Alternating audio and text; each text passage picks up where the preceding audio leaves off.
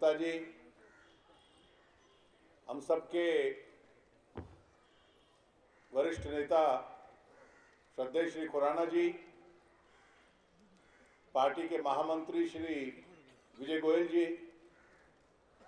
हमारी दोनों राष्ट्रीय मंत्री आरती जी, वानी त्रिपाठी जी और बहुत बड़ी संख्या में यहाँ पर आए हुए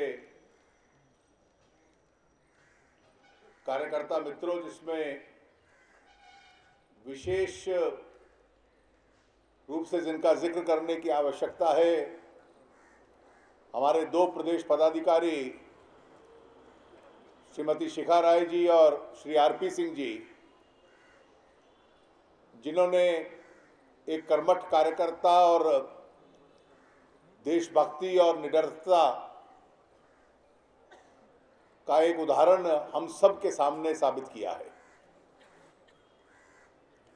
मैं अभी विजेंद्र जी से जिक्र कर रहा था कि दिल्ली प्रदेश ने एक अच्छी परंपरा डाली है, विशेष रूप से इस मौसम में, कि जब कभी कोई राष्ट्रीय राजनीतिक विवाद हो या चर्चा का विषय हो,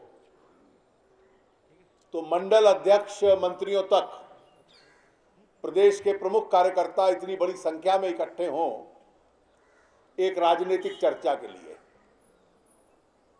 कुछ सप्ताह पहले भ्रष्टाचार और 2G स्पेक्ट्रम के विषय पे हम लोग इकट्ठा हुए थे। आज कश्मीर के विषय पे चर्चा के लिए इकट्ठा है। मैं उनको सुझाव दे रहा था कि इसी प्रकार के कई अवसर आते हैं, अन्य हमारे राष्ट्रीय पदाधिकारी और नेता दिल्ली में उपलब्ध रहते हैं। अच्छा होगा कि बजट से अगले दिन भी बजट और अर्थव्यवस्था की स्थिति पर चर्चा करने के लिए इसी प्रकार का समूह आप इकट्ठा करें, और गर्मी का मौसम आएगा तो कोई अन्य स्थान ढूंढ सकते हैं, लेकिन राजनीतिक कार्यकर्ताओं की पॉलिटिकल एजुकेशन हो, राजनीतिक शिक्षा हो, इस प्रक्रिया को हम लोगों को अपने आंदोलन और संगठन की गतिविधियों के साथ साथ जारी रखना पड़ेगा। पिछली बार जब इस प्रकार के कार्यक्रम में आपने मुझे आमंत्रित किया था, तो मैंने भ्रष्टाचार के संदर्भ में दो विषयों का जिक्र किया था। पहला ये कि जो प्रधानमंत्री जी के आलोचक हैं, वो भी और उनके समर्थक भी, दो विषय उनके संबंध में कहे जाते थे कि उनकी विशेषता यह है कि बहुत बड़े राजनीतिक नेता नहीं रहे, बहुत अनुभव नहीं था राजनीति का, लेकिन निजी तौर पे उनको स्वच्छ व्यक्ति माना जाता था और एक विद्वान पढ़ा लिखा अर्थशास्त्री माना जाता था। आज 7वां वर्ष इस सरकार का है और पिछले 3 वर्षों से मुद्रास्फीति जिस प्रकार से बढ़ी है और अर्थव्यवस्था की हालत जो बिगड़ी है, वो बहुत बड़े अर्थशास्त्री हैं, लेकिन अर्थव्यवस्था का संचालन करने में पूर्ण रूप से विफल है।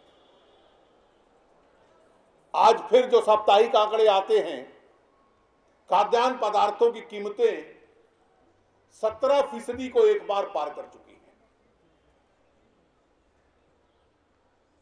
दोहरे आंकड़ों में, डबल डिजिट में मुद्रास्फीति पहुंच जाए, यह किसी भी विकास के लिए, किसी भी अर्थव्यवस्था के लिए ठीक नहीं होता। और आज 3 साल हो गए कि लगातार फूड आइटम्स, खाद्यान्न पदार्थों की कीमतें, जब उसकी कीमत बढ़ती है और वो डबल डिजिट में रहती है, तो ये आम आदमी के खिलाफ एक षड्यंत्र हो जाता है, ताकि आम आदमी का जीवित रहने का, भोजन खा पाने का अधिकार भी उससे वंचित कर लिया जाता है। अब कागज के ऊपर आप अर्थशास्त्री हैं और संचालन आप कर नहीं पाते। मैंने ये भी जिक्र किया था कि भाई स्वयं कहना कि मैं स्वच्छ हूं, लेकिन मेरे आसपास जो गंदगी है मैं उसका नियंत्रण नहीं कर पाता। पिछले 3 वर्षों से जो बात हम कह रहे थे 2G स्पेक्ट्रम के संबंध में, पहली पुष्टि उसकी हुई जब CAG ने उसके ऊपर मोहर लगा दी। जिस दिन CAG की रिपोर्ट सार्वजनिक हुई तो 1.25 साल पहले जब राज्यसभा में यह विषय हमने उठाया था तो मैंने अपना भाषण और CAG की रिपोर्ट की तुलना कर रहा था। तो यह कोई ऐसा काम नहीं था जो जानकारी में नहीं था, सब तथ्य भी मिलते थे, आंकड़े भी मिलते जुलते थे। और कल जो CBI ने कहा और आज कोर्ट में जो तर्क दिए, ये सब सार्वजनिक जानकारी में थे। लेकिन क्या कारण था कि 3 वर्ष लगातार लाखों करोड़ों रुपए का नुकसान इस देश का हो जाए और इस देश की सरकार और इस देश के प्रधानमंत्री उस पर कुछ कार्रवाई ना करें। जब दिसंबर जनवरी 2007 जनवरी 2008 यानी आज से 3 साल से पहले ये लाइसेंस दिए गए और स्पेक्ट्रम बांटा गया सस्ते दाम पर, तो उस वक्त जो वित्त मंत्री थे श्री पी चिदंबरम, जो गृह मंत्री हैं, उन्होंने 15 जनवरी को प्रधानमंत्री को पत्र लिखा, ये इतना घाटा है, इसको रोकिए। तो हम विपक्ष के लोग कह रहे थे केवल इतना नहीं था। CAG की रिपोर्ट में जब मैंने वो पत्र पढ़ा जनवरी 2008 का, तो आपके अपने वित्त मंत्री भी कह रहे थे इसकी नीलामी कीजिए, इसको 2001 के दाम पे मत दीजिए। लेकिन अपनी कुर्सी बचाए रखने के लिए जो 3 साल तक प्रधानमंत्री की चुप्पी थी, उसकी वजह से देश का इतना बड़ा नुकसान हुआ है। और 3 साल बाद आप उनको पकड़ लें, वो पैसा वापस नहीं आ सकता, वो घाटा पूरा नहीं हो सकता, और एक प्रकार से दिखावे की कार्रवाई कर ले। श्री राजा इस्तीफा दे दे, UPA के इनके साथी DMK के लोग कहें कि नहीं हम उसको दोषी नहीं मानते, हम उसका इस्तीफा नहीं स्वीकार करेंगे। तो जो सुबह से हो रहा है एक नाटकीय तरीके से हो रहा है। अंग्रेजी भाषा में इसे कहते हैं थिएटर ऑफ द अब्सर्ड। ये थिएटर ऑफ द अब्सर्ड है कि आप 3 वर्ष तक उसको मत रोकिए, उसको भ्रष्टाचार करने दे, देश का नुकसान करने दे, 3 साल बाद आप दिखावे की कार्रवाई कर लें, और उसका जो राजनीतिक दल है, जो आपका साथी है, जिसके समर्थन की वजह से आपकी सरकार टिकी हुई है, वो कहे हम तो उसको दोषी ही नहीं मानते। ये मित्रों एक परिस्थिति है। राजनीतिक ईमानदारी वो होती है कि जब आपसे गलती हो रही है उसको स्वीकार कर लो। जब गलती को स्वीकार कर लो तो आगे कम से कम वो गलती बढ़ेगी नहीं। कांग्रेस का और उसके नेतृत्व का ये चरित्र और ये सोच नहीं रही। और आज का जो आपका विषय है कश्मीर का, शायद इससे बड़ा उदाहरण इस देश के अंदर कोई नहीं है। सन 47 से आज तक अगर इस देश की 2 सबसे बड़ी समस्याएं रही हैं, तो एक गरीबी से कैसे जूझना है, उसको कैसे मिटाना है, और दूसरी समस्या जिसका बड़ा सरल हल हो सकता था, जो कांग्रेस पार्टी की देन थी और तब से वो समस्या हमारे गले में लटकी हुई है, वो कश्मीर की। जब ये देश आजाद हुआ तो अंग्रेजों ने यह कहा कि इस देश के अंदर लगभग 555 रजवाड़े हैं, अपना भविष्य तय करने का अधिकार उनको स्वयं होगा। लेकिन इस देश का सौभाग्य था कि हमारे पास एक बड़े नेता थे उस वक्त, जिनकी दूरदृष्टि थी, सरदार पटेल।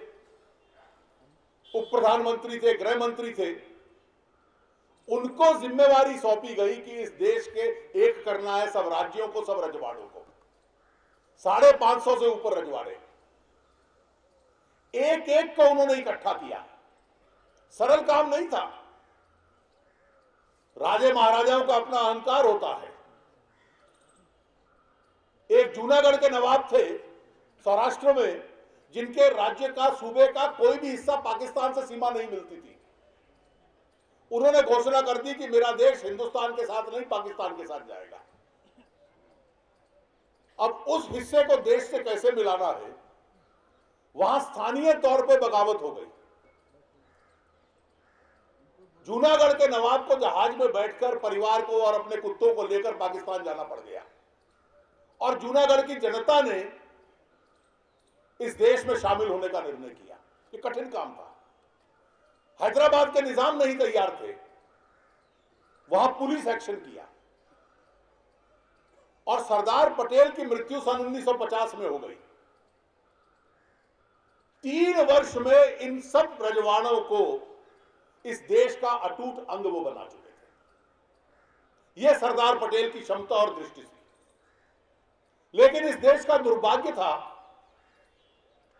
कि सभी रजवाड़े, जब उनको इस देश में शामिल करने का काम सरदार पटेल को दिया गया था, तो जम्मू कश्मीर की जिम्मेवारी स्वयं पंडित जवाहरलाल नेहरू ने अपने ऊपर ले ली थी। केवल एक सूबा ऐसा था जिसकी जिम्मेवारी पंडित जी ने ली, और वो एक सूबा ऐसा है जो आज 63 वर्ष के बाद भी हमारे सामने समस्या के रूप में खड़ा है, और कोई स्थिति में बहुत सुधार है ऐसा नहीं लगता। उस वक्त का इतिहास हमें अवसर दे रहा था। जब देश का बंटवारा हुआ तो पहला अवसर मिला कि जो पश्चिम पाकिस्तान से रेफ्यूजी आए उसको तो हिंदुस्तान में बसाना था। हम में से कितने यहां बैठे हैं जो उन परिवारों में से हैं? मैं स्वयं वैसे एक परिवार में से हूं। लोग दिल्ली तक आ गए, भरतपुर तक चले गए, पश्चिम उत्तर प्रदेश, सहारनपुर, देहरादून, हरियाणा, पंजाब, हिमाचल।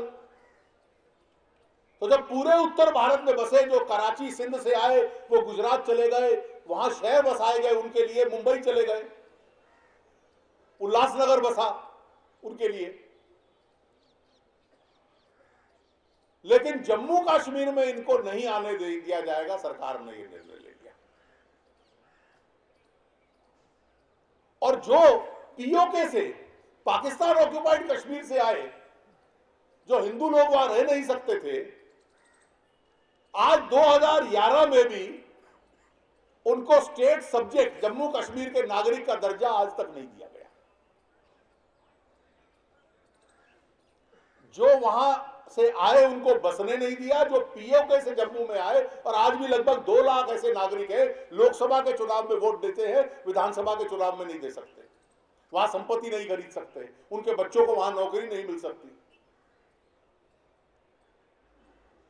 दूसरी भूल यह थी कि कश्मीर में जाके आपने ऐलान कर दिया कि यहां के लोगों की इच्छा पहले ली जाएगी। ये राजस्थान के रजवाड़ों में तो नहीं तय हुआ, मध्य प्रदेश में नहीं हुआ, जूनागढ़ में नहीं हुआ, हैदराबाद में नहीं हुआ। ये एक नई नीति कश्मीर की बना दी। वो भूल प्लेबिसाइड का प्रस्ताव बन गई, और यूनाइटेड नेशंस का प्रस्ताव बन गई, और विषय का अंतरराष्ट्रीयकरण हो गया।